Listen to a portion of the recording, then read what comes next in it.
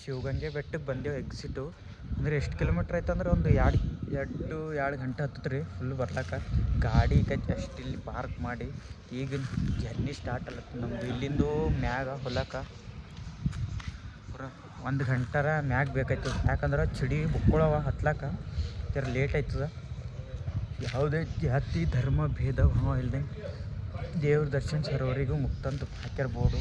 Parking charge ಮೇಲೆ ನೋಡ್ರಿ. ಮತ್ತು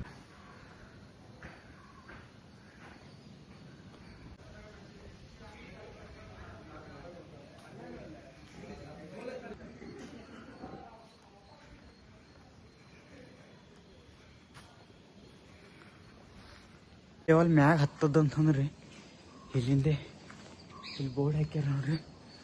ಪ್ಲಾಸ್ಟಿಕ್ ಬಳಸ್ಬೇಡ್ರಿ ಅಂತಂದ್ರೆ ಪ್ಲಾಸ್ಟಿಕ್ ಬಳಸ್ಲಕ್ಕೆ ಹೋಗ್ಬೇಡ್ರಿ ಯಾರು ಭೀ. ಇನ್ನು ಟಾಪ್ ಲೆವೆಲ್ ಅಲ್ಲಿ ಮ್ಯಾಗ ಹತ್ಬೇಕು ಪೂರ ಒಕ್ಕಳ ಹಳಿದು ಶಿವಗಂಗೆ ಬೆಟ್ಟ. ಕೆಳಗಿನ ನೋಡ್ರಲ್ಲ ಹೆಂಗೆ ಕಾಣ್ತದೆ. ಇಲ್ಲಿಂದೆಲ್ಲ ಒಕ್ಕಳ ಹಳಿದಿದ್ದಂಗೆ ಅದು ಪೂರ.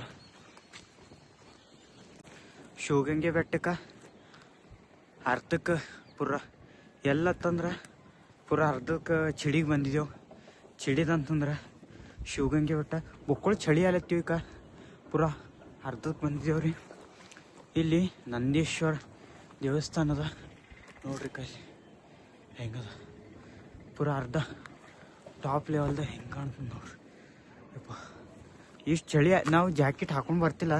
ಜಾಕೆಟ್ ಯಾಕೆ ಹಾಕೊಂಡು ಬಂದಿದ್ದೆ ಅಂತಂದ್ರೆ ಬುಕ್ಕೊಳು ಚಳಿ ಅವ. ಇಲ್ಲಿ ಎಂಟ್ರೆಲ್ಲ ಹಿಂದಿಂದ ಗುಡ್ಡ ಕಲ್ಲೆಲ್ಲ ಬರ್ತಾವ.